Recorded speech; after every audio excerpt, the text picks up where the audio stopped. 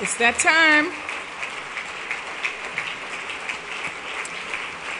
And before we bring John Legend to the stage, if you would just please take a moment to recognize your head table guests, and you can read all about their wonderful accomplishments in your podium. And with that being said, please, Chairman Fountain and President Coles, please come to the lectern to present to Mr. Legend the Bishop John T. Walker Humanitarian Service Award. This award has been bestowed upon 2 U.S. presidents, Bishop Desmond Tutu of South Africa, the President of South Africa, Nelson Mandela, the President of Liberia, Ellen Johnson Sirleaf, General Colin Powell, among other distinguished and renowned dignitaries. Ladies and gentlemen, please join me in welcoming 6-time Grammy Award-winning recording artist and, even more important, humanitarian John Legend. Here he is.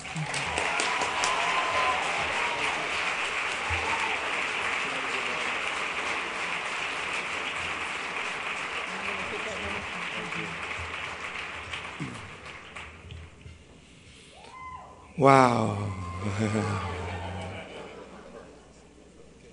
Thank you for that very kind introduction. I'm truly honored to be here tonight. Honored to be included in the company of such distinguished past award recipients. President Mandela, Archbishop Tutu, Bill and Melinda Gates, President Clinton, General Colin Powell, President Ellen Johnson Sirleaf. These are the people I want to be when I grow up.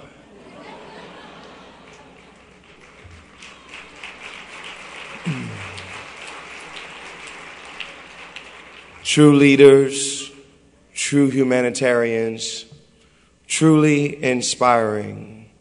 I want to thank the board of directors and all of the staff at Africare for this honor. But most importantly, thank you so very much for your leadership and your tireless work in Africa. I also want to recognize Julius Coles for his 7 years of inspirational leadership.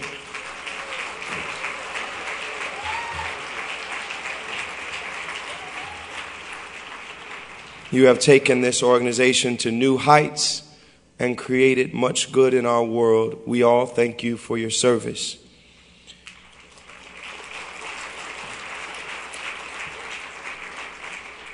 And to all of you here tonight, thank you for supporting Africare. Thank you for caring and for honoring the work of Bishop John T. Walker.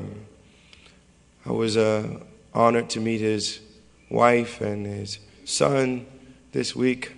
And I'm proud to be honored with an award bearing his name. I'm passionate about making a difference. And so if you humor me for one moment, I want to share with you why I got involved in working in Africa. I'm a singer, you know that. I've always loved music. I grew up in a family that loved music. I started taking classical piano lessons at the age of 4. And with my grandmother by my side, I learned to play gospel music, and I absolutely love singing in the church choir. Yeah. We went to church regularly in my hometown of Springfield, Ohio. And Ohio is in the house tonight. And so as you might imagine, I also heard a lot of sermons. A lot of sermons. I'm a preacher's kid, a preacher's grandkid, a preacher's nephew. I heard a lot of sermons. Some of them were rousing and inspiring. Some were the perfect cure for insomnia. And almost all of them were very, very long. Sometimes I just wanted them to wake me up when it was time for me to sing. But those sermons gave me a strong sense of morality, a belief that there was a right and there was a wrong. They gave me a sense that there were 2 sides of this journey we call life. Good versus evil, heaven versus hell, right versus wrong. And like many people, I found comfort in that clarity. But as I grew older, I moved away from home and I started experiencing life. And my experiences helped me realize that the answers to many of the issues we face aren't always easy. They're not always black and white. It took me a while to realize that searching for the truth is a process. It's a journey. And now more than ever, what our world needs are more people who are committed to the process of what my friend calls the unarmed truth. We're trying to find the unarmed truth. My friend is Professor Cornel West.